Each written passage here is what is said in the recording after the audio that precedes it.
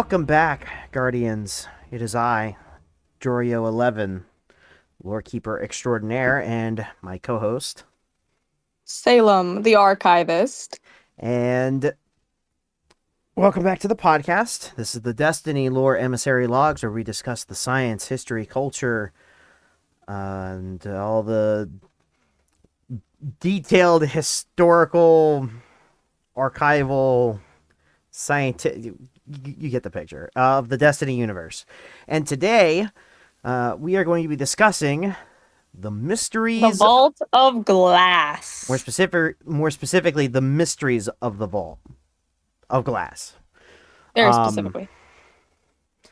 So, this is a topic that I'm very interested in. I know a lot of the new people coming. The new lights who have been rezzed more recently don't really understand what's going on with the vault and the Vex technology that goes inside that little place on Venus. But hopefully we can shed the information that we've gleaned from the recovered artifacts, the stories of the young wolf and their compatriots, and even some of the voices of the dead, which is just great. Great stuff. Yay! So anyways, let us get right into it. So, what is the vault? Salem, do you know, before I share the answer, what do you know of the vault? What do the Cabal know of the vault? For the vault in general, we understand that a fire team used to sent on a mission there. And from what I believe is that none of them returned. I believe, except maybe one. I'm not the most positive. My memory is always failing me. We know that the big bad of it, we have sent a few Cabal to try and cover some artifacts, but never succeeded. Well, most of that is actually besides the Cabal incursions, which have gone unsuccessfully. Most incursions inside the vault are unsuccessful, with the occasion of 3 attempts, but we'll get to those at a later time. Now, the Vault of Glass is it's a Vex stronghold, pretty much, located in the Ishtar Sink on Venus, not very far from the Ishtar Academy. Back in the day, the Ishtar Academy was this really big, prestigious college that people would go to for knowledge and stuff like that. Maya Sundaresh and Chioma Essie were members of the Ishtar Academy, and they studied the Vex. But just to give you a where this thing is located. The vault itself is a Vex stronghold that, when inside the stronghold, it's as if time itself is out of sync, out of whack. It's controlled, it's altered. It's like the difference between looking at a glass of fresh lemonade, freshly squeezed, and then artificial lemonade. It's the difference. You can feel the difference, you can taste it, you can sense the difference of time's manipulation inside this location. And that is because the beings inside of the Vault of Glass, more specifically the conflux at the center, is heavily in control of, time. Now, the Vex that protect this vault are the Hezen, the Hezen Lords, or the Hezen Lords. More specifically, the Hezen Protective, which is a subsect of the Vex. Their whole goal is to protect the vault from incursions. Now, speaking of incursions, there have been several incursions into the vault. 2 made by the Guardians, 1 made by the Elixni faction called the House of the Wolves, and one of the more recent ones being the Taken King's own incursion. But we'll get to those in due time. Now, what makes the vault? What is the purpose of the vault? The purpose of the vault is to use it as a... how do I put this? It's used as a method of making sure that the Vex can develop their ability to control time and mess with it and manipulate it.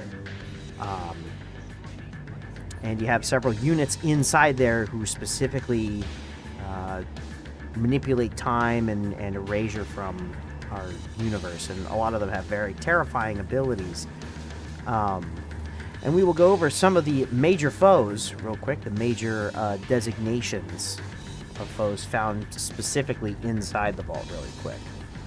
So first up... Have the Guardians ever encountered the hive mind of the Vex? That's a question I want to ask. So there is no hive mind. The Vex are all one hive mind. Whenever you're fighting a Vex, you're fighting all the Vex. There are obviously little sections that are a little bit different. The Soul Progeny is like a religious sect, which is strange coming from a bunch of,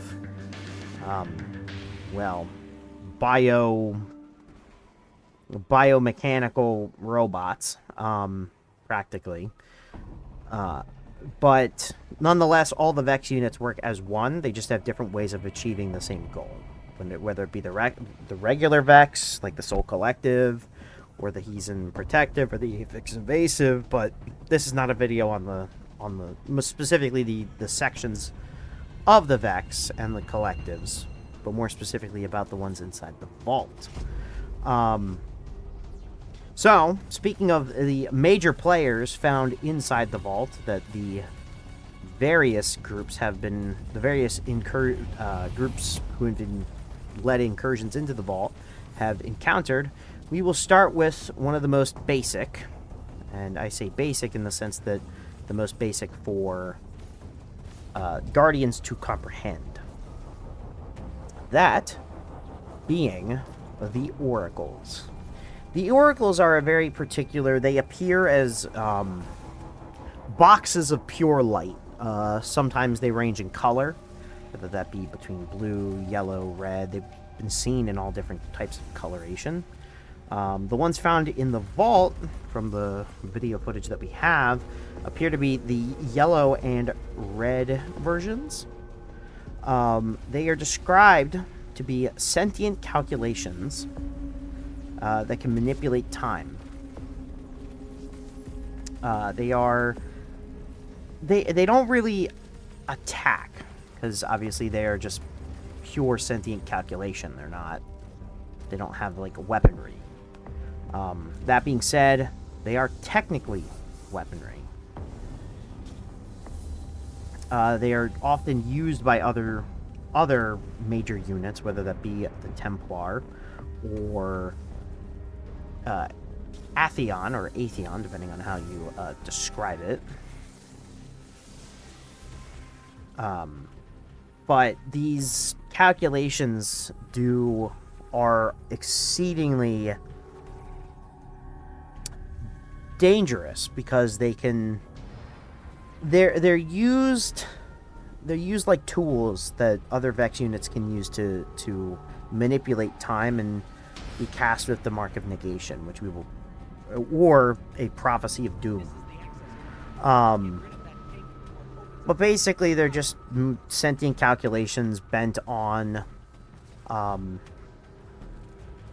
tripping up those who step inside the vault into being disposed of in a rather terrifying yet interesting manner.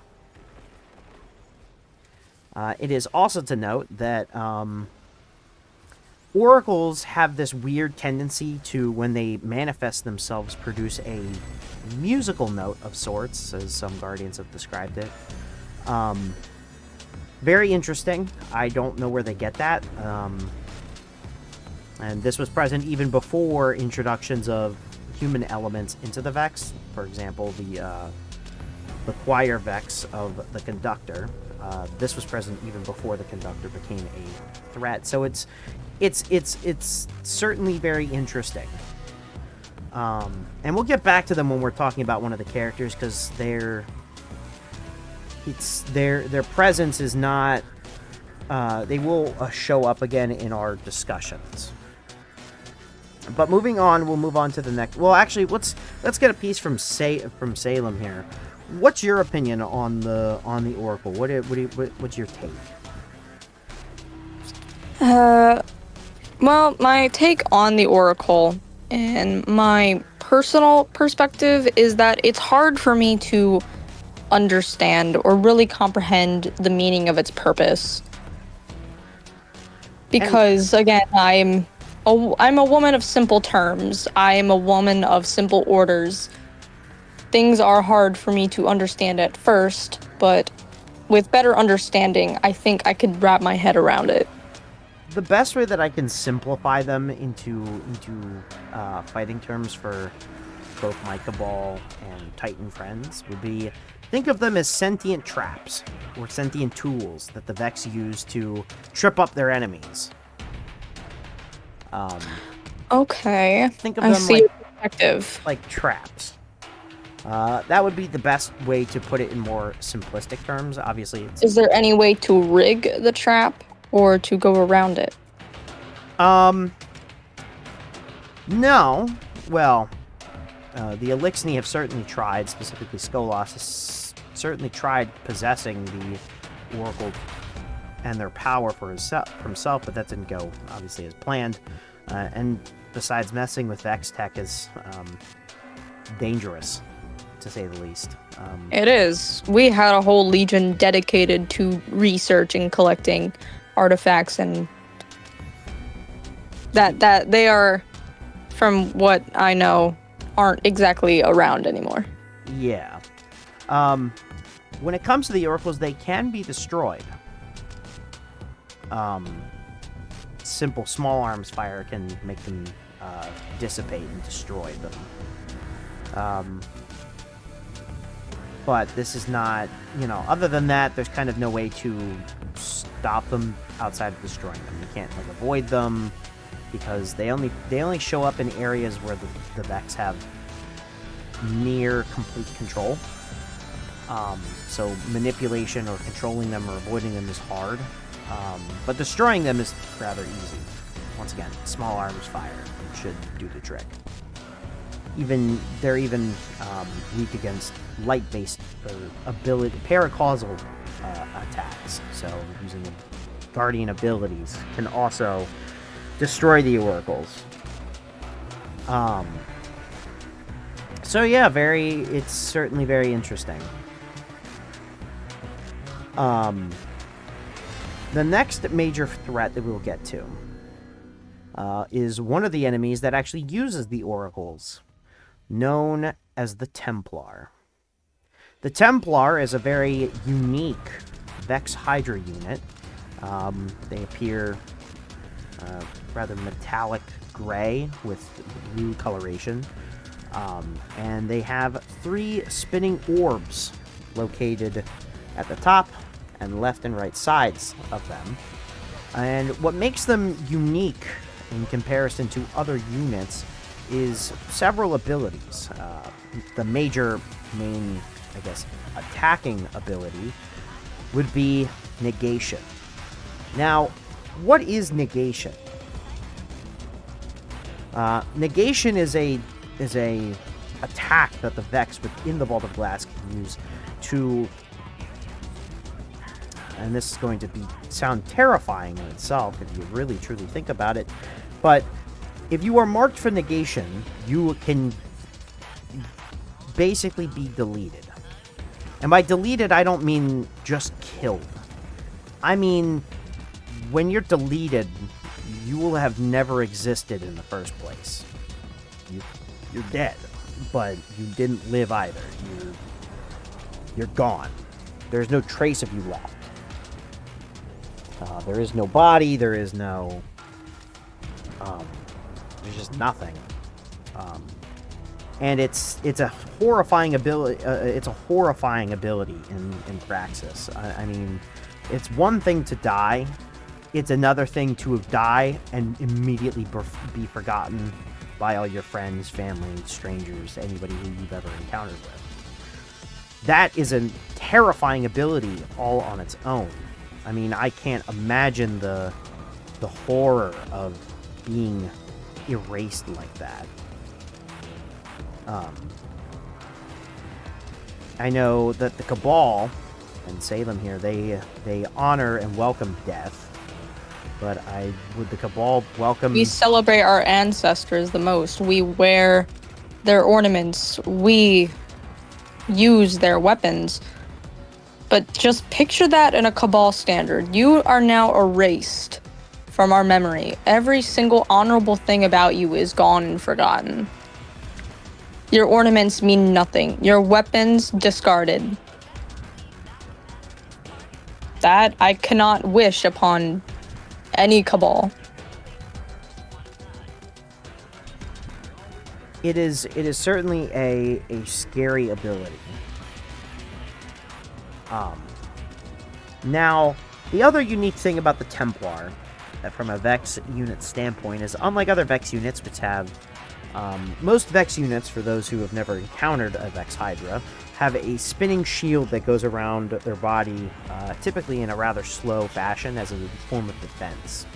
The Templar, on the other hand, its shield wraps around its entire body, making it practically immune to damage, with the exception of a certain tool, which we will get to later in this log. But for now, let's just say that the shield is wraps completely around the Templar, protecting it from any type of small arms fire or paracausal energy. And this is certainly its second terrifying ability. Not only can it erase people, but you can't even fight it normally. Now, this thing is mostly found in the... It's mostly found in an in the Templar's Well, which is a section of the Vault of Glass past the gate. When you go into the vault, and what we've gleaned from the recordings of the Last Wolf and their compatriots, when you enter the vault, you start progressing downwards. Down, down, down. The first stop is the Templar's Well, which is where the Templar, resides. Now, the Templar is certainly a wickedly fascinating enemy, but thankfully it is now no more. And we will get to its fate when we discuss the second Vault of Glass raid. But anyways, we're going to move on. Do you have any comments you'd like to throw in there, Salem?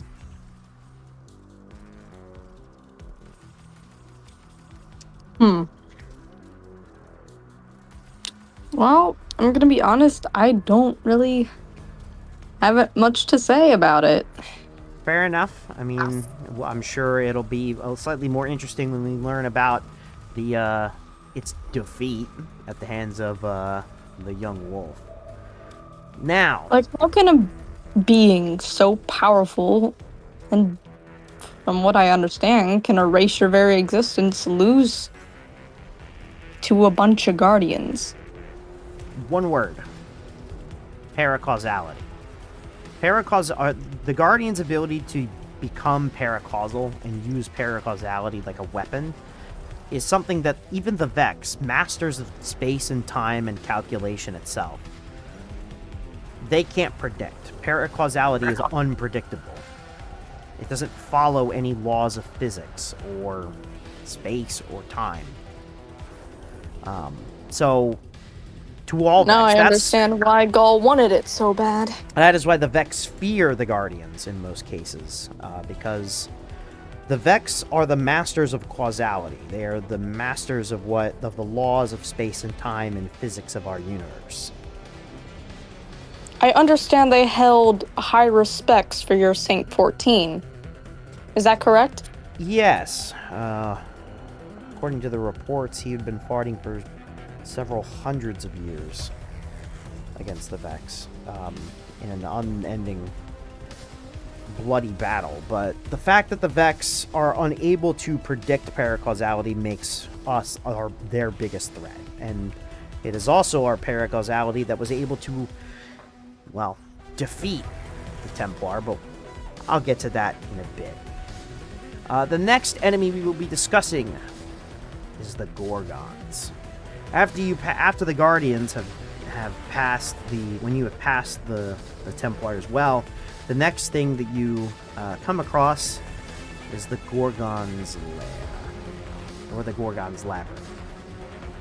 Now, for those who are unfamiliar with mythological creatures, and I had to ask some of the cryptarchs for a fascinating book from a land once called Greece, I think it was called.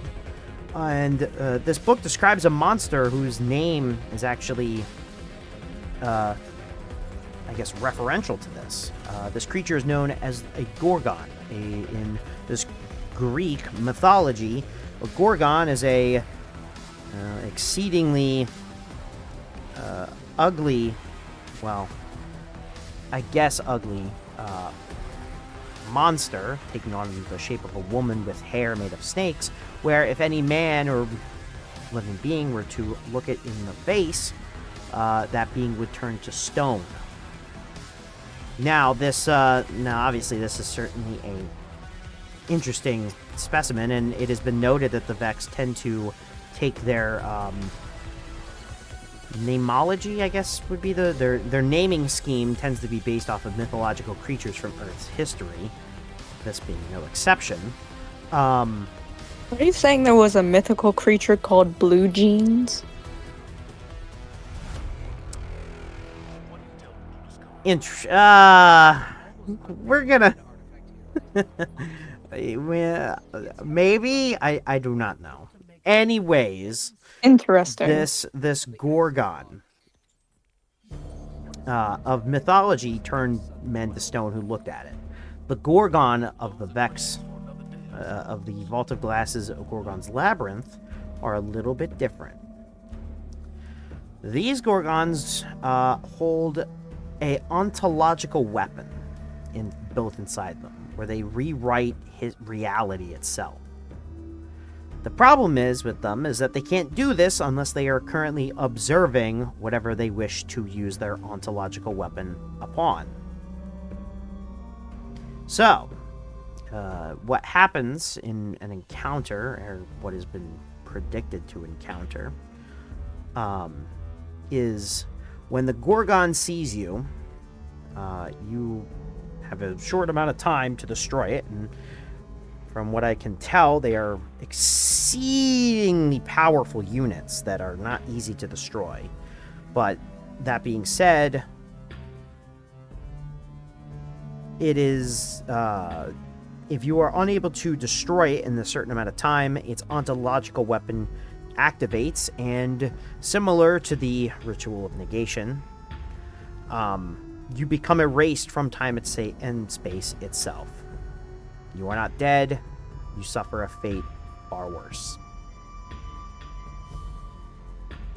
Now, it is certainly interesting. I know that the young wolf and their compatriots were able to kill a few, but also avoided detection from others.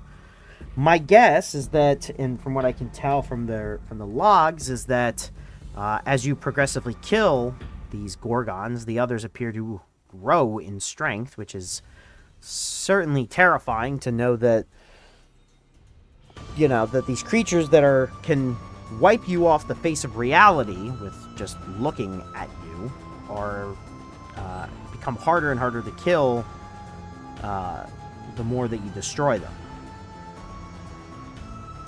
Quite terrifying creatures. Now, thankfully, these creatures are confined to the vault itself and have not shown up anywhere else in the system. Thankfully. That's a relief. You had me for a minute. I was scared these things were just casually roaming around the system. No, these Vex units appear to be very specific to the vault and have only been encountered inside the vault. Another Vex Harpy unit. They appear to be Vex Harpy units. Another Vex Harpy unit known as a What is so Supplicant. secretive about the vault that these things are there? Well, that would be the massive. That would be the massive core of the vault, of the prize. Anyways, we'll get to that shortly because that's next. So, these Gorgons, these Vex Harpy units, certainly horrifying creatures, but once again, they have never been discovered outside of the vault, nor have they been able to leave their labyrinth. Certainly very interesting how they can't leave there either. Maybe they're acting as guard dogs, maybe they're actually trapped because to them it is a labyrinth. Who knows?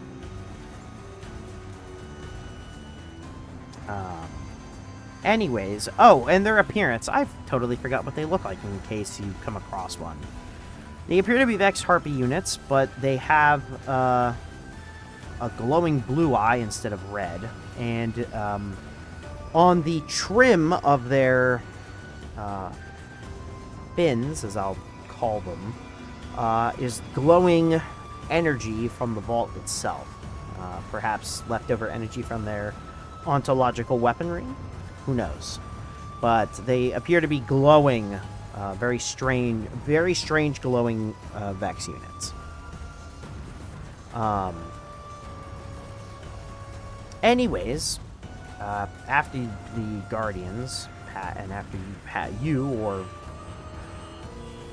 let's go with that. After you pass through the Gorgon's Labyrinth, you go down to the Glass Throne.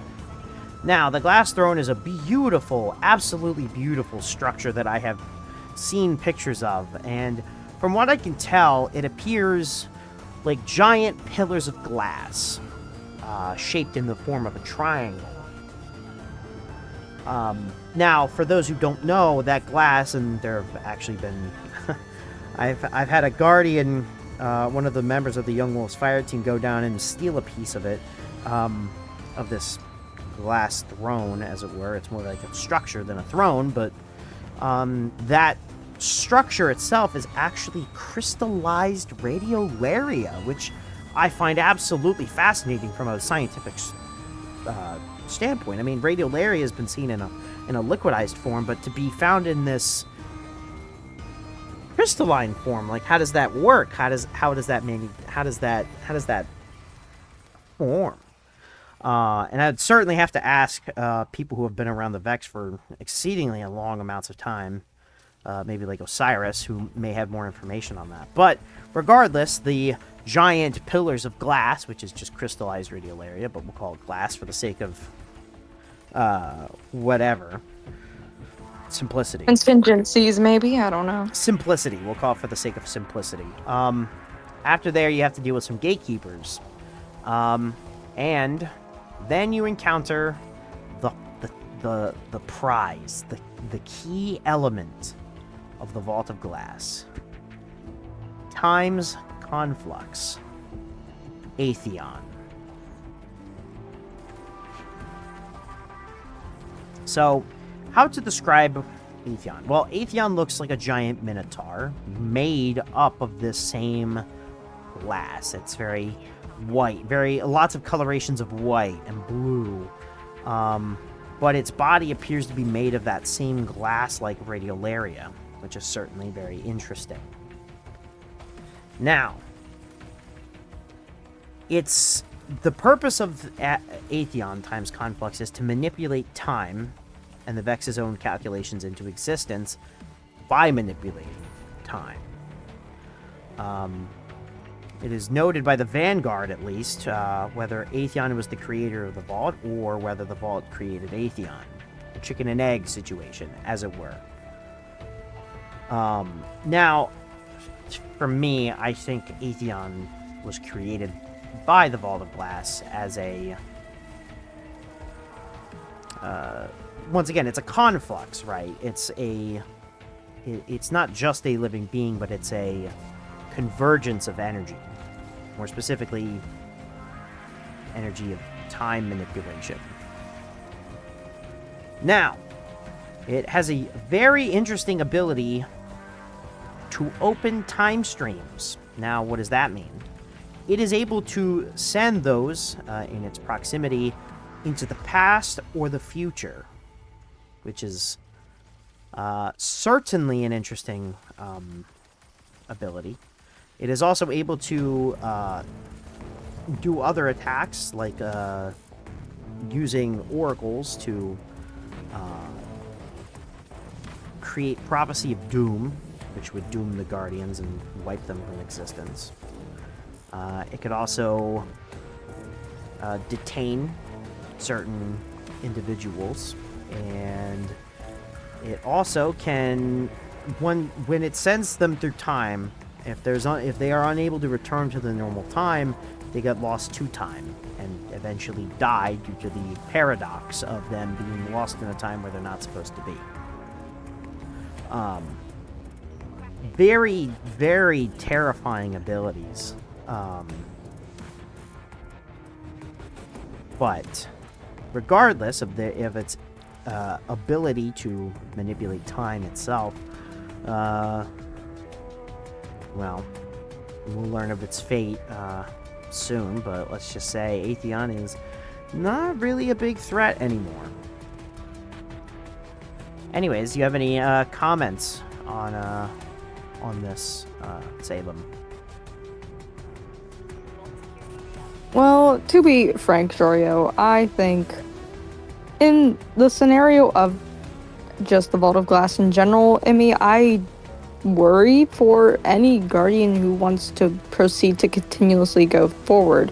Osiris in general, I already have my thoughts about him, but even I think he is biting more than he can chew when it comes to the Vex and possibly the Vault of Glass in general.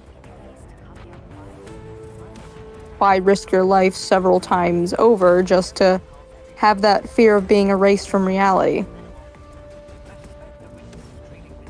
Well, according to the two fire teams of Guardians who went inside, this threat was too dangerous to be left alone. Well, obviously, yes. And when you go through the first time and when you finally have your first completion of finally getting through the Vault of Glass, what then? What happens to it?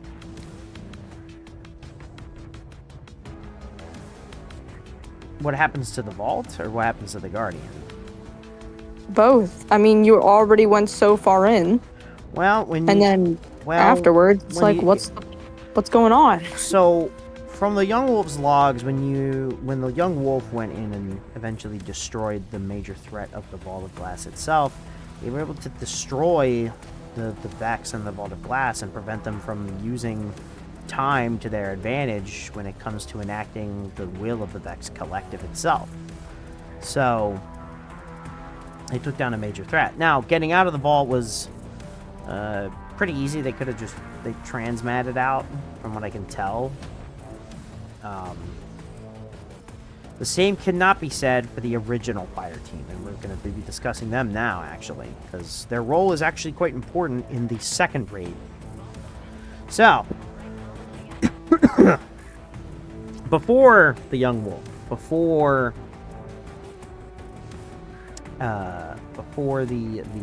our heroes destroyed Atheon,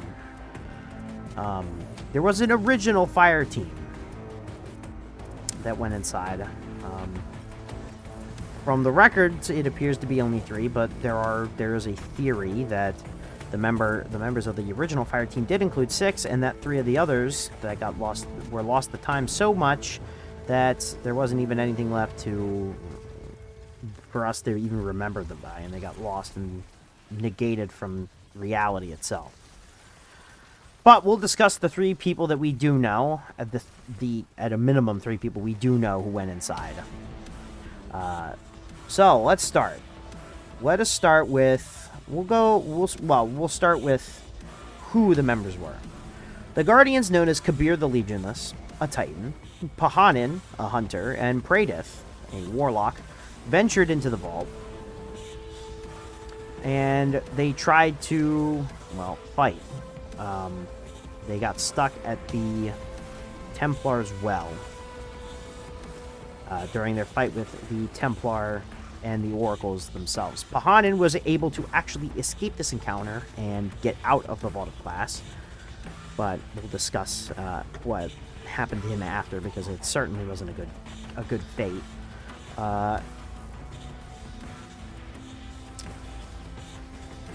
Kabir, the Legionless, the Titan, unfortunately would perish at this time, and we'll discuss how he ended up perishing.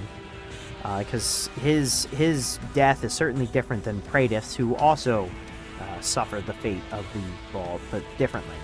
Praedyth, on the other hand, was caught by the Gorgon's gaze. He was able to actually get deeper and get spotted by the Gorgons, and he got lost in the maze and got spotted and got erased from reality.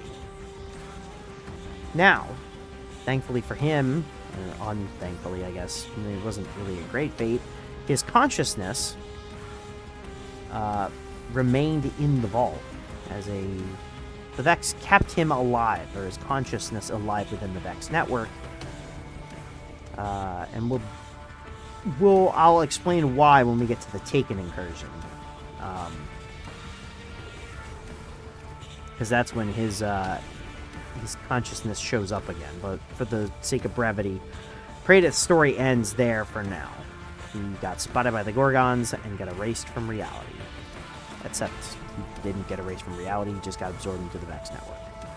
Now, when it comes to Pahanin, the Hunter, let's discuss him next. He actually had how do I explain this? After he got out of the vault, he kind of went crazy. I mean, exceedingly crazy. He believed that even though he escaped the vault, that he could have potentially still been in a Vex simulation. And he got so paranoid of being left alone, he created an exotic weapon. One that has unfortunately been lost to time, but an exotic weapon nonetheless. Known as the Super Good Advice. It was a weapon, it was a solar LMG, that had artificial intelligence installed into it, which he kept with him at all times, so that he was never alone. Which is a bit sad. It's like watching an old man devolve into a sense of paranoia, so he creates an AI to keep himself company. But he got so scared, and I'll try to describe it, because I do remember meeting him once, just once, through personal experience. He was a bit interesting. He gave fantastic advice. He wrote this really nice book. It was called The Pahanin Errata, I think, and it was. He was quite an interesting character. Very sad though. The man was exceedingly paranoid. He thought that when he was alone, he was still in the Vex simulation. He thought that if he was alone for too long, he'd realize that he was in a Vex simulation and just putter out of existence. But yeah, he did survive. He was the only survivor of the actual incursion into the vault. Other memorable moments about Pahanin, I guess, he introduced Ariana 3 to Wei Ning, which, for those who don't know, Ariana 3 was one of the original fire team members of another raid team that was destined to fail, the Courtesan team, which Eris Morn was on. So Pahanin led to Wei Ning meeting Ariana, which led to Wei Ning dying and Ariana getting revenge by going after Crota, which led to Eris. So by the law of cause and effect, Pahanin survival from the vault led to the destruction of the led to the Osmium dynasty. I find that really funny in retrospect now that I think about it. Anyways, Pahanin unfortunately did perish at the hands of the infamous Dredgen Yor. I'm going to try and remember who Dredgen Yor is. The darkest guardian who ever lived. He'll get his own episode. But he is a very... Interesting. He was a guardian who forsake the light and started killing other guardians, including some notable figures like Pahanin and Jaren Ward. I see. I've heard of a cabal trying to become a Dredgen, but obviously I do not associate myself with the Baron Imperium, so... He was the original Dredgen. All Dredgen are named after him. Dredgen Yor was the first. He's the original. I see. And to be frank, all Dredgens are pale in comparison to the original. He was far darker, far worse. And he will get his own log, his own episode in time. Quite the figure. Anyways, so that's Pahanin. Now, we've discussed Praedyth, and we'll get back to his story as time progresses. Let us get to the most important member, arguably the most important member of the fire team. Kabir, the Legionless. Kabir was a loner. His Legionless name goes to show. He was certainly a loner. Now, I know when you hear Legionless, you think, oh, as a Cabal person, you think, oh, was he part of one of the Cabal legions? Like, you know? Titans have little groups within, like, Titan sects, each designed to do different things. Some protect the wall, some help caravan people into the city, some go out and fight the enemies elsewhere in the system. Kabir did none of those things. He was not part of one of them. So he was, and I say it with like quotations because it was noted by Pahanin that despite the fact that they were friends, it didn't always feel like they were friends because he was kind of a loner, you know. That's just who he was. Now, here is the interesting thing that Kabir did. So Kabir went inside, obviously fought the Vex. Now Praedyth got lost, died. Pahanin escaped, so it was only him left. So he started fighting. And fighting till his bullets ran dry and he had to start using his fists. And his fists start getting bruised, so he started tearing off his armor and using that as a weapon. And as time progressed, he started equipping the armor of the... He started equipping the armor and the bodies of the Vex onto himself, which started affecting his mind. Now, this combined with the fact that he did something that he describes, and I think this is more poetic, but it could be literal. He drank of the oracles, which certainly poetic. My guess is that what he really meant, or what is suspected, is that he literally ingested radiolaria. Now, for those who don't know, when any living being, guardians included, whenever they come in contact with radiolaria, raw radiolaria, and I mean skin to skin contact, the Vex inside the microorganisms that are actually the Vex, because that's what it is, it's just microorganisms floating around in a saline liquid, radiolaria, they invade the body like a parasite and start shifting it into Vex. That's what happened to Asher Mir. He slipped inside of a lake of radiolaria, and his entire arm got transformed into the arm of the Vex. The same thing happened to Kabir, actually in a much far worse way. Asher Mir got to live for quite some time. Kabir did not. And what happened was, as he wore the Vex bodies and drank of the radiolaria, he started to not become a guardian anymore. He just didn't. So, what happens is that he sits down and he says, you know, no one can open the vault alone. And he realizes that he, somebody who was very much of a loner, can't open it. So he decided to transfer his light, the last light of him and his ghost, into a shield, a relic, a weapon that could be used to change fate itself. This weapon, this shield, was known as the Aegis. Now, the Aegis in Greek mythology, as from what I can read, was a shield that was used by the hero Perseus when Perseus himself imprinted the Gorgon's face onto the shield and used it in battle, making the shield very useful. And in this sense, the shield was exceedingly useful because it was imbued with the paracausal light of Kabir himself.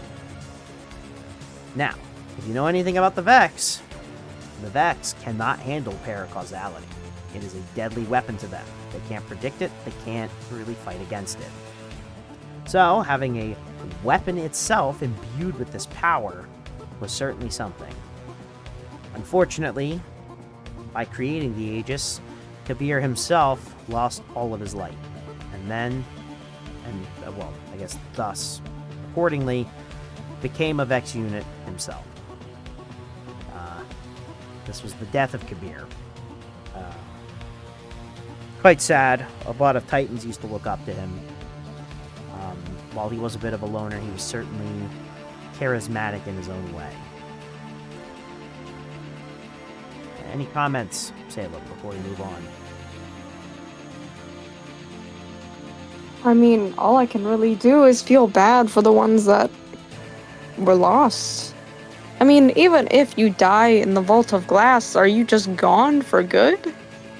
Like, no recollection, no ghost, you're gone? Yes, in a sense. I mean, the reason why we know as much as we do about Kabir now... How do we even know about these guys if they're supposed to be forgotten? Pahanin. Pahanin escaped. After they disappeared, he was kind of the only way we knew they even existed in the first place. Now... I thought everyone forgets them. How did he remember? Because he survived. He was there. He was inside the vault, and he escaped. Perhaps that's the only way you can remember. Inside the vault, time is different, right? It's artificial. It's not... You're right. I was very confused because if you vanish for good, it seems like every memory is gone. So here's the thing. From what I can remember, before all the information that was gathered from the recordings inside the vault, because the vault's different. It's like a pocket of time. It's like a bubble pocket of time that's different. I remember after Pahanin got back, nobody remembered who he was talking about. We didn't know who this Kabir and Praedyth were. We didn't know who they were. We thought that he was just making up people. Or he met these random guardians. We didn't know who they were. It was only through Pahanin's stories that we first understood who they were, and then later when the guardians went inside the vault and the information that we gathered from the recordings of the incident and the gear and the information that we gleaned that was in the vault itself. Outside of that, I mean, my assumption is that before they went inside, everybody knew who Kabir and Praedyth were. And then after Pahanin came back, only Pahanin knew who they were, and he was able to tell us about them. But it was as if a story was being written, and you look at the section where it says Kabir and Praedyth, and you just take an eraser to it. Pahanin still remembers because he was there, but we don't, or we didn't for a long time. Now, thankfully, once again, due to the incursions of the young wolf and their compatriots and the loot and gear that was discovered, we know what happened. But anybody who was alive during that point doesn't remember. I don't remember. I'm sure that I lived in the same time as Kabir. I probably could have had a conversation with him. But I don't remember it. Because ultimately they disappeared. All I can remember, all I know of them is the records that old man Pahanin was able to glean upon us, and all the data that we gathered from the young wolf. So it's sad. It's like it's certainly an interesting feeling that when you have this, like, you know that you probably met this person before, but you just don't remember them. And it's not because you don't want to remember them. It's that it's literally been erased from your memory. It's like if the Vex put their... Once again, it's like as you were writing your story, the Vex took an eraser and smudged out Kabir and Praedith. And then you find about their names way later down in the book. You know what I mean? Like, they were there. Yeah, I definitely see what you mean. It's a bit complicated to explain how the negation and ontological weapons work, but that's the best way I can describe it from my personal experience. Once again, I can understand to an extent. Again, I am not the best at understanding when it comes to guardians and paradoxes and time paradoxes and time manipulation and how that works, but that's the best way I can describe it. I probably lived in this. I lived at the same. I rezzed when I was rezzed. I came about the same time during the age of like Kabir, but I don't remember him ever existing. That's not to say that before he was erased, I probably knew who he was, but because he went in there and got erased, the only ways I remember him now, and the only ways I know of him now, are through the logs that we got through the young wolf and Pahanin, which is really sad. Sometimes I worry about the old Blind Legion. Many Cabal died, and I'm not sure if many were remembered. It is certainly fearful. The Vex's ability to manipulate time is certainly interesting. Now, regular Vex can manipulate time, not to the same degree that Atheon was able to, but they can certainly do some really interesting things.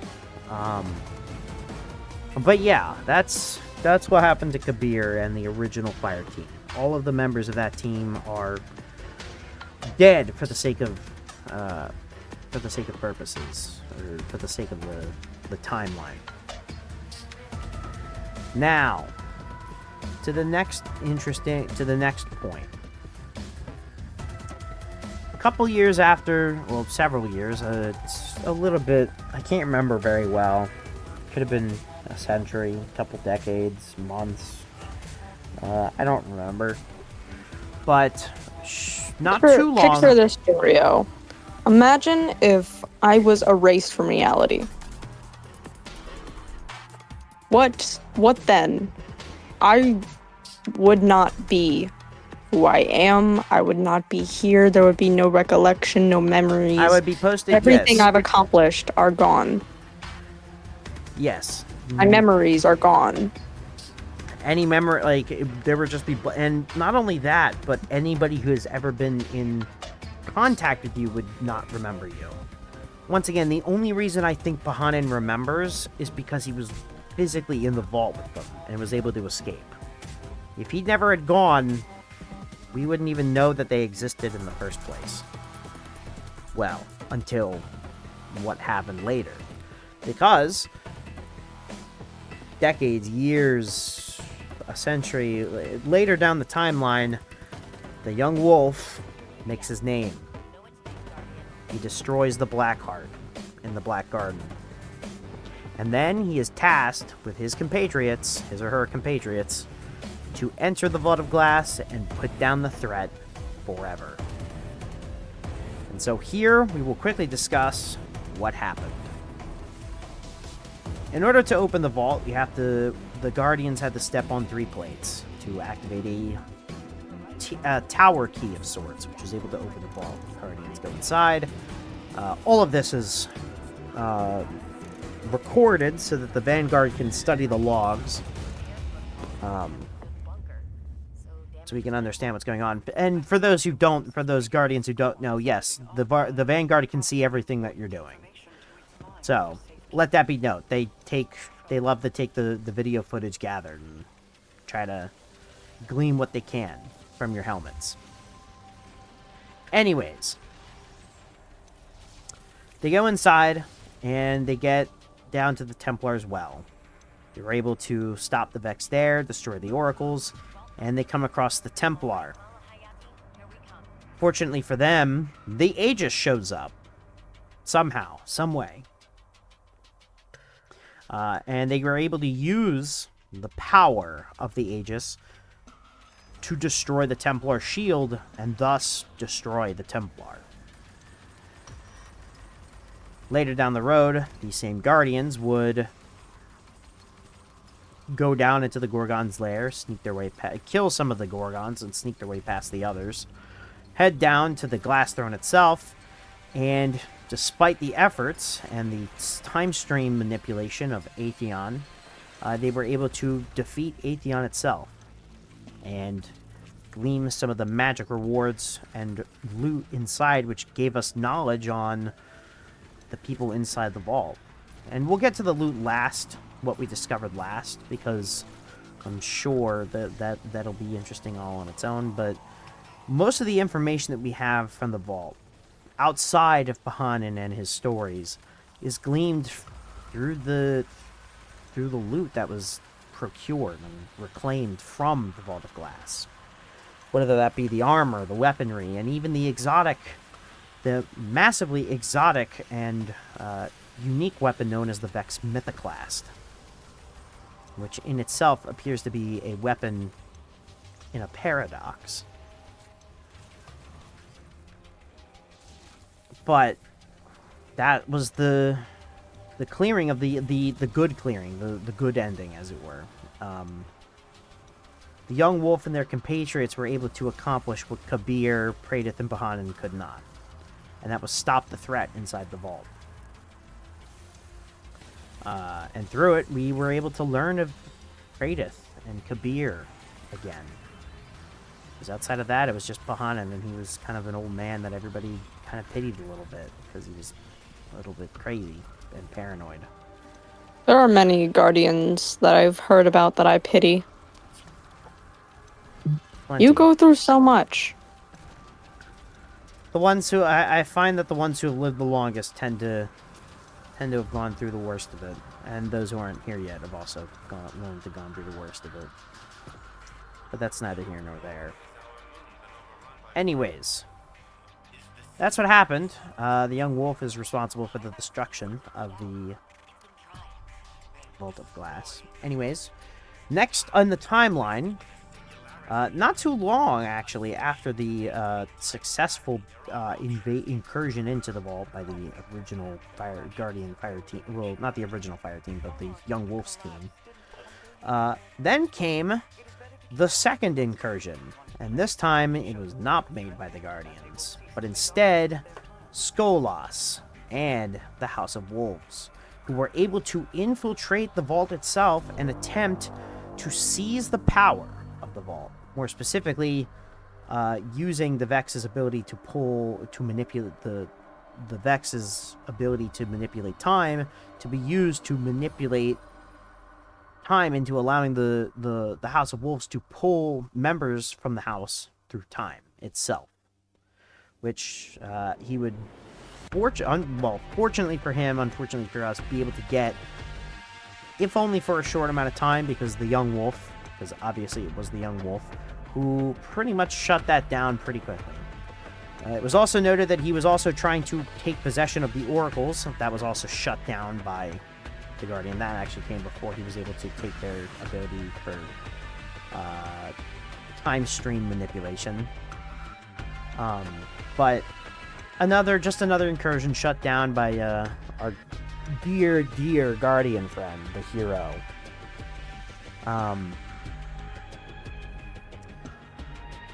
And then not too far after, a couple weeks or months after, feels like a couple months,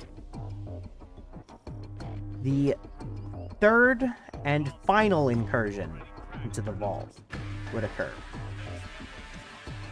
Arguably the scariest. Sure, the wolves getting the ability to manipulate time is one thing. But the third incursion was made by none other than the Taken King himself, Oryx, and his Taken. So, how did Oryx get in there, in a sense? Exactly. How did he get in there without being erased? So Oryx and his physical body. So here's the thing about Oryx you have to remember. Oryx is able to separate his mind into echoes. Now, you're probably familiar with the Echo of Navigation, which technically is one of his echoes. One that was created near the beginning of his time as the Taken King. But he's able to create other echoes of himself. And my guess is that he was able to send one of these into the vault, though that's not confirmed. What we do know is that Oryx was able to utilize a corrupted Vex mind known as Morphon, who was taken, to infect the Vex network itself. Who, in response, and this is going to sound a bit silly, called out for help. Now, how did they do this? They used... Remember how I said Praedyth would come back? Well, the Vex in the vault used Praedyth, or the consciousness of Praedyth, or what was left of his consciousness, to call out to the Guardians to get help. There we had a couple conversations with Praedyth. Not a lot. There's... certainly interesting, but he was able to talk to us through the radio. But it was so interesting. I was not there at the time because I was preoccupied. I'll put it in simple terms. I was preoccupied at the time, but the recording from the Young Wolves was certainly very interesting, because it was Praedyth talking to us, and from what we knew, he was dead, and yet his consciousness lived on. Now we know consciousness can live on in the Vex network. I mean, we have Asher Mir, who was able to resist falling completely into the Vex network for I don't know how long. Difference with Praedyth is that he was not. He didn't survive in the Vex network because he was resistant. He was there because they knew he was like a card that the Vex needed to play in case they ever needed to play it. And it came around when Oryx and the Taken came to take the information.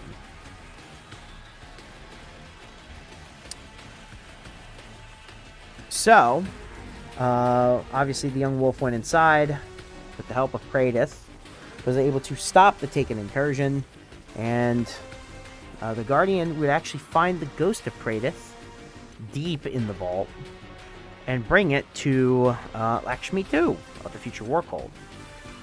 For those who don't know, Praedyth, if I'm not correct, is one of the founding members, if not the founding member, of the future Warcold. He has a association with them.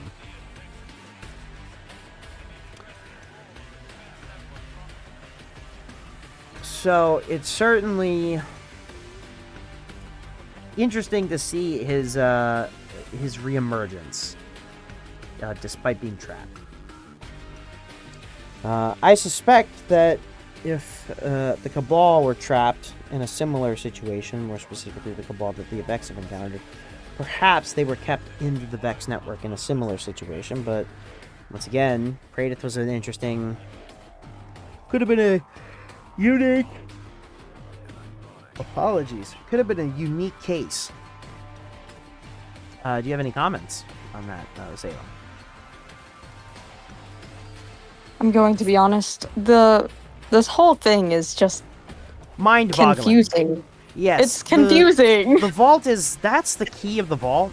It's heavily associated with time and paradoxes and how things can exist without existing. Jorio, I'm gonna need you to listen to me real quick. I am a simple creature. I do not have time to learn constantly about time anomalies. Yeah, well, it's certainly interesting. I know it can a lot of this can be very philosophical about our conception of time and how that works and how manipulation of it can work and how it can present itself, and it's certainly a complex topic to say the least, but nevertheless,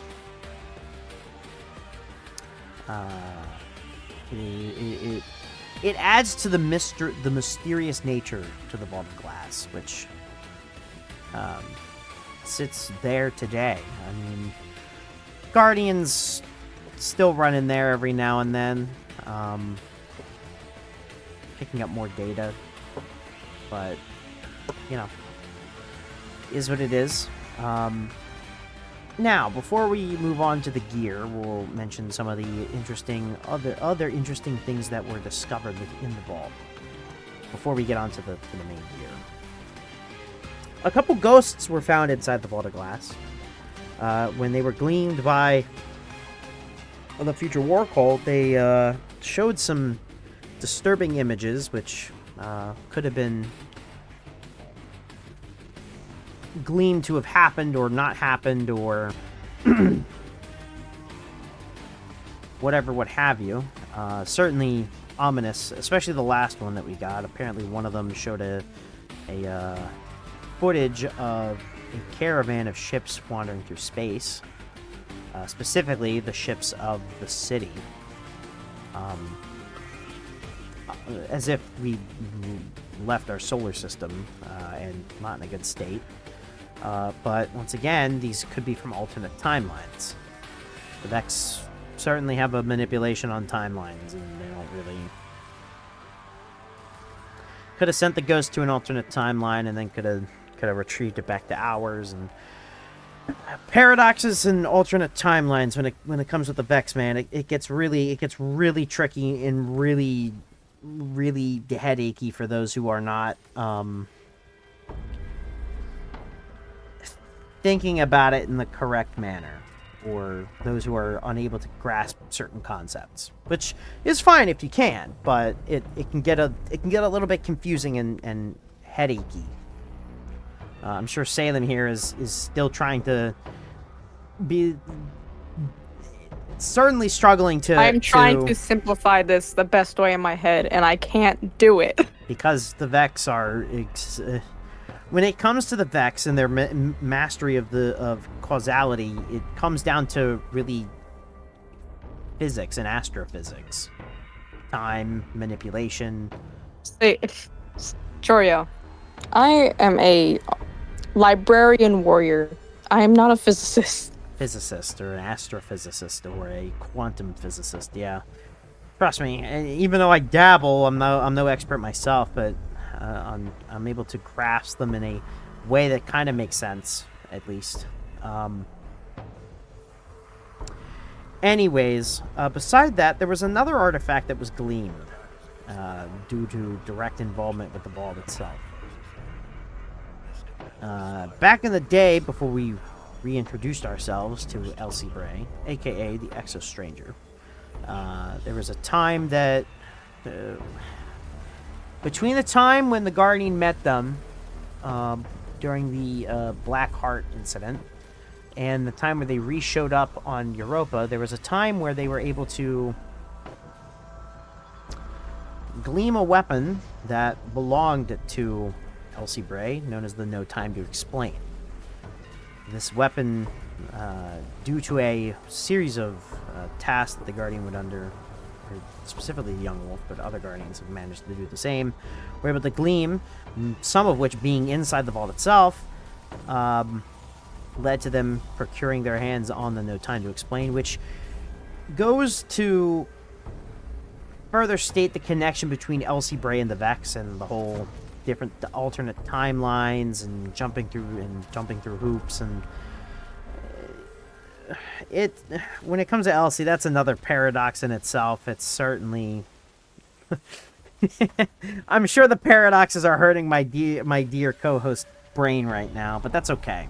We're gonna move on now to the gear. My brain feels fried. We'll stop. We'll move away from the metaphysical and the quantum physics. Let us get into a subject I can at least wrap my head around. Please. The weaponry and the armor of the Vault of Glass. Let's go over that. There we go. That's something I can do. So, in terms of the weaponry, we will go over all the weaponry we'll go over all of the weaponry. Now, I must repeat that some of this gear is not obtainable anymore because it has been lost to time. So I'll go over those ones first.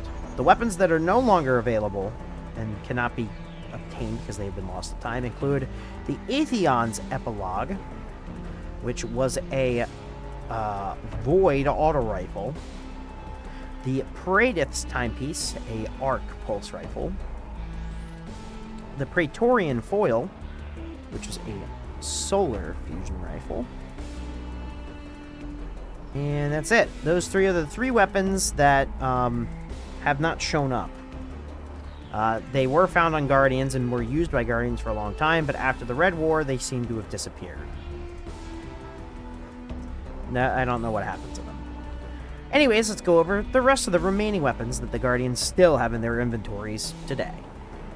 We have the Vision of Confluence legendary Solar Scout Rifle, the Fatebringer Kinetic Hand Cannon, the Found Verdict Arc legendary shotgun, the Praedyth's Revenge, and depending on the version that you have obtained, because a couple different versions have been released. By the way, the Fatebringer normally is kinetic, but some interpretations of the weapon also have it as an arc weapon, but you will stick with the kinetic version because that's the one that we commonly see nowadays. Praedyth's Revenge, the version that we see nowadays, is a kinetic weapon as well, but in the olden days there used to be a void version of the weapon.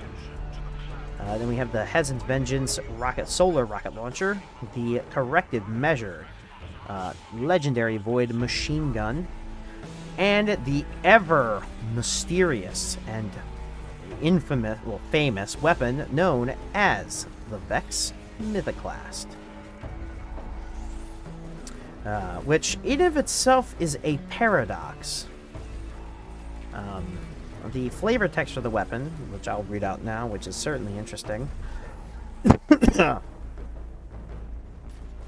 The flavor text reads, a casual loop within the weapon's mechanism suggesting that the firing process somehow binds space and time into a casual loop within the weapon's mechanism, suggesting that the firing process somehow binds space and time into a casual loop within the weapon's mechanism, suggesting that the firing process somehow binds space and time into. It's a loop. It's a paracausal loop. Or paradoxical loop. So the Vex Mythoclast itself, a lot of the weaponry appears to be imbued with some Vex components, whereas the Vex Mythoclast itself appears to be what is a slap rifle? Is it a slap rifle? I assume so.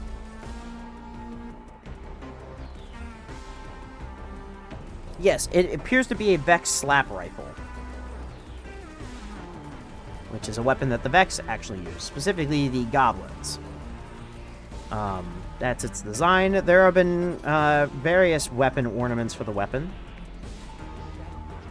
including, and I'll try to go over all of them, all of the different paint jobs that I've personally seen. We have the original yellowish bronze and red coloration. Then we have stuff like the Chrono Shot, the Untold Tale, the Time's Inlay, the Infinite Gift, and the class of its own, all of which changing the appearance of the weapon itself. Now, as it pertains to the armor, because that'll be next. The armor includes the Kabir suit for the Titans, the Prime Zealot armor for the Hunters, and the armor of the Hezen Lords for the Warlocks. Now, the other interesting thing about this armor set is that there is an ornament set that was found back in the day. It is no longer found anymore, but it was found back in the day that had a even much more Vex appearance. Unfortunately, we do not have a picture of that, but if you wish to go look it up, it was found primarily during the Age of Triumph. So look up Vault of Glass, Age of Triumph, if you are interested in viewing what those look like. Maybe one day we will get to see that ornament set once again, because honestly, it looks pretty cool, if not a little bit creepy. In terms of other potential rewards, we have the legendary shader. Two legendary shaders, one from the old version called Chatterwhite, and one from the newer interpretation that I'm seeing called Bitter Pearl. There's also the Continuum Alloy and Corrective Protective, and some others. And then we have the exotic jump ship known as the Vault Strider, which appears to have shards of the glass throne attached to its sides.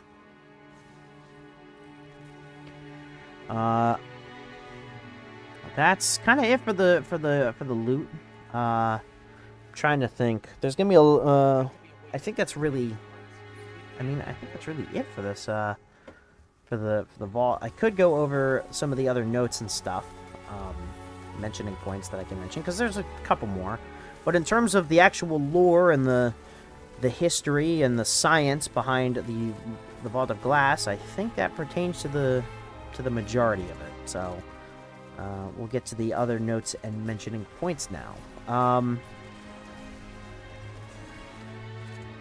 And I'll even break character for this. I'm going to break character. Hi guys, it is I, Josh. So for this next section, I'm just going to go over some other interesting facts outside of the game lore, because Vault of Glass is still pretty important. So I'm going to try to go over as much stuff as I can remember. Because I've been around and playing the game for a very long time. I remember my first venture into the Vault of Glass in D1, and my second and third and fourth and fifth, and I don't remember how many in D2. But there's a lot of cool stuff. For starters, back in the day, Fatebringer, the hand cannon, was the weapon to go chase, because it was one of the, back in the day, all primary ammo weapons were kinetic. But for some reason, all the Vault of Glass ones actually had an element tied to them, which was certainly unique for the time. Very cool. So that was very popular. The role that you had on it was Outlaw and Firefly, which still persists into the D2 version. The god role for that now, or the most popular role, is Explosive Payload Firefly. Back in the day, Firefly didn't... Back in D1, Firefly worked more like Dragonfly than it did Firefly now, and Outlaw just increased reload speed. Firefly now, the D2 version of Firefly, is like Dragonfly and Outlaw, or the old version of Firefly and Outlaw combined into one perk. But still very, very crazy, very cool. I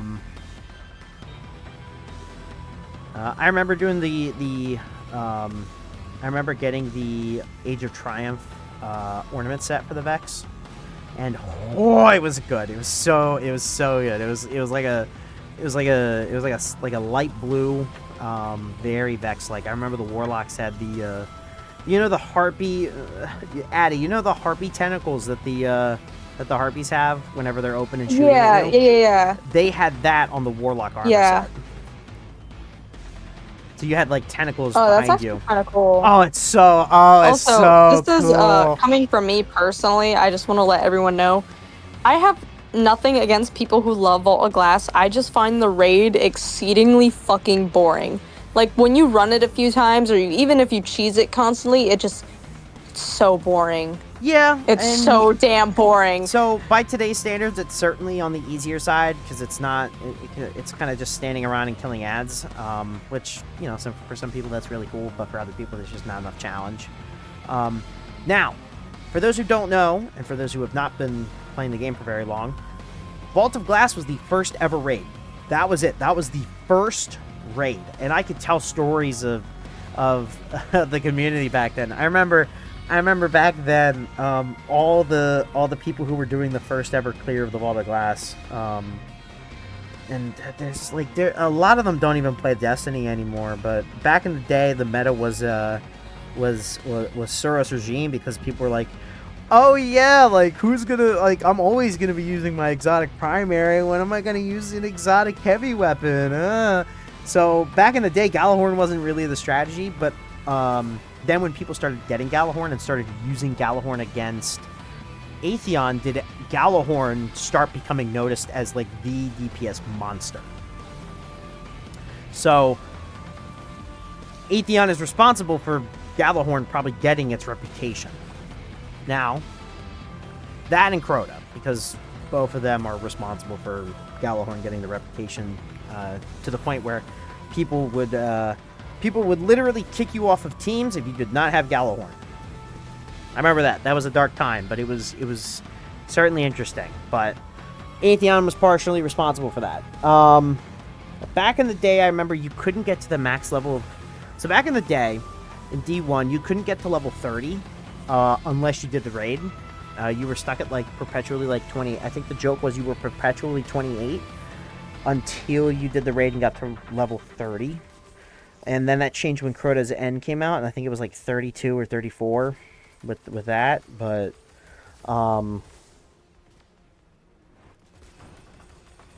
very memorable. The first raid I ever cleared was Crota, but the second raid I ever cleared was Vault. I'm trying to think of other important milestones and important things for Vault. Vault was the first ever reprise of a raid for Season of Splicer. That was a cool time as well. It was the last raid to get all of its raid weapons crafted outside of Desert Perpetual because it doesn't have crafted weapons. So Vault was the last one to get crafted weapons. And they got crafted weapons in Heresy, so relatively on the newer side. And during the Age of Triumph, all of the primary weapons from all of the raids got exotic versions. So there was an exotic Fatebringer, there was an exotic Vision of Confluence, there was an exotic Atheon's Epilogue. And they all got the elements tied to them, which was still unique at the time. Today's standards not unique at all, but back then it was super cool. And I remember so I used all three of the weapons that didn't make it back. I think if Atheon's Epilogue existed now, it'd pretty much play like Reckless Oracle. Atheon's Epilogue was a void weapon. It was a void auto, and it was a pea shooter, so it was probably a rapid fire frame by today's standards, which are very popular. And I feel like Reckless Oracle is in a sense, the Reckless Oracle is the second generation of the Atheon's Epilogue. Praetus Timepiece would probably translate it into an adaptive frame by today's standards, or maybe even a rapid fire frame. Praetorian Foil, I don't remember that weapon. That was the rarest weapon in the game in D1. That was the rarest, the Praetorian Foil. It only dropped during the Oracle encounter, and even then it had a ridiculously low drop rate to the point where it was deemed as a whoa, you have it, you know what I mean. And for me personally, and I'll just do some a personal thing. So I probably Sherpa'd Vault of Glass of more than any other raid. It's up there. And is the as it stands right now, the recording of this video, it is the only raid that I have the title for, Fatebreaker. Very proud of it, by the way. Lot of fun. Oh, last point before I guess we can end the episode. There is one more note. Well, I mean, there's kind of not too much else to talk about. There is one more note I should mention. Specifically in the D2 version. And it is the tie between the Whisper mission and the Vault of Glass. And by extension, the Vault of Glass and the what's that mission called from what's that exotic mission? That doesn't matter. Anyways, during the Vault of Glass, there was a portal that was seen out in the distance when you approach the glass throne. It's standing on like a rock formation. And the D1, when you went over, it didn't do anything. But in D2, it got referenced twice. So, during Vanilla D2, when the Whisper mission first came out, there was a portal found in that mission, close to where the actual, like, enemy killing area, like you have to clear the rooms of all the enemies. Close to there was another portal that, when you got close to it and peered inside, you could see the vault. Specifically, that jumping puzzle right before the glass throne. And when that mission came back, or when Vault of Glass came back, and you went back to that portal, when you peered through it, you'd see the Whisper mission. So it was a really crazy nod to the fact that both of those are like Vex related and take place inside Vex installations, whether it be the Whisper mission or the Vault of Glass, which is just it's certainly just a really nice nod to the history of the game. Now that same thing happened in the newest edition of the Whisper mission, except instead of the vault, it is a hidden area inside. What is that mission? Encore. The same. Now if you go play the Whisper mission today, and you go to that portal, you'll see the hidden area of the Encore mission. And when you play the Encore mission, if you have Whisper the Worm equipped and you go underneath right at the beginning area, you can open a little gateway and find the portal, and you can activate a time trial called the Whisper Time Trial, where I think you have to have the Whisper. I can't confirm this, but I did it with the Whisper, where you have to complete the entirety of the Encore mission in a set amount of time, similar to how back in the old days you had to complete the Whisper mission in a set amount of time. And I know I did it with the Whisper of the Worm, but I don't know if you still have to. But that's just a little thing for Encore. It was a nice nod to just Vex portals and stuff, man. It was just crazy. Another note, I guess this is another funny note. The community likes to, when you're teleporting between the past and the future, a lot of people like to refer to them as Mars and Venus. Technically, they're all on Venus. All three of the locations are on Venus. When you're in the sandy area, that's past Venus. When you're with the jungly area, that's future Venus. And the one you're in is current Venus. But people just call them Mars and Venus for simplicity's sake. Wow, that was a lot of talking. Addie, do you have any final comments or notes? Well, Jorio, people are probably going to get mad at this, but I'm just saying, Vault of Glass is like I said, Vault of Glass is a boring raid, but also it's a boring ass fucking raid. Yeah. It is the most mind-numbing raid I have probably ever played. I've had more fun playing Salvation's Edge, and I can't even do the 4th encounter. I've had more fun literally sticking myself up Rolk's ass than fucking. I've seen better gameplay looking at Callus's thong during Lightfall than I've ever had playing Vault of Glass. And every time I hear someone like drag me into it or want me to play Vault of Glass with them, I literally can't play it unless I have like 5 things going, like playing in my background, because that's how boring it is. Right. I hate that raid. Well, It's not hard. It's not hard at all. It's just so boring. fucking boring. Yeah, it can be. That being said, before we do the outro stuff, I just want to say, if you are interested in doing a raid as a new player, I would heavily recommend Vault of Glass as your first raid. It is not hard to learn. Yes, I would recommend it as a first raid, but don't ever continuously drag yourself into it. You will be as mind-numbing as I have. Unless you're chasing the title, or trying to get the crafted loot, or trying to get the Vex Mythoclast. But, you know, to each their own. Once again, I can't recommend it enough to new players. It is a great raid for beginners. Most of the encounters are really easy to learn. I think King's Fall is a good raid for beginners. That's what like my first raid was. That's like a mid-tier raid. That like if you're going for like a beginner raid, you want. Really? Because King's Fall was my first ever raid, and that was pretty easy once I got the hang of it. The thing with King's Fall is that the mechanics are a little bit more intensive. When it comes to like starter raids, you want your Garden of Salvation, you want your Deepstone Crypt, and you want your Vault of Glass. Those are your easy ones. Mid tiers, you got your Vows, you got Crota, pretty much all the rest of them, with the exception of 2 raids. 2 of the hardest raids in the game would be Salvation's Edge and Epic Desert Perpetual. Those you should only reserve for like if you really want to test your mettle.